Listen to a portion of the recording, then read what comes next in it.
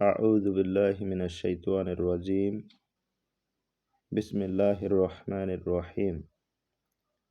ইলম শব্দের শাব্দিক অর্থ হচ্ছে জ্ঞান অর্জন। ইসলামী শরীয়তের পরিভাষায় কোরআন এবং হাদিসের জ্ঞান অর্জনকেই ইলম বলা হয়।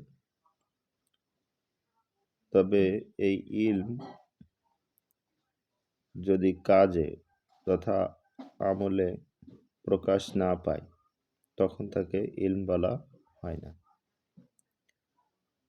আবশ্যক পরিমাণ ইলম হাসিল করা প্রত্যেক নরনারীর জন্য ফরজ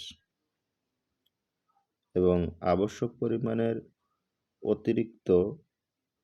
পরিমাণ ছাড়াও অতিরিক্ত ইলম অর্জন করা হচ্ছে ফরজে কিফায়া, যাতে অন্যান্য লোকের উপকারার্থে কাজে লাগানো যায়। বিভিন্ন প্রশ্ন জিজ্ঞাসার ক্ষেত্রে, বিভিন্ন জিনিস মানার ক্ষেত্রে প্রত্যেক অঞ্চলে অন্তত একজন লোক এই অতিরিক্ত ইলম অর্জনকারী থাকা আবশ্যক। যদি না থাকে তাহলে সকলেই ফরজ তরক করার গুনায় নিমজ্জিত হবে, কারণ এটা ফরজে কিফায়া।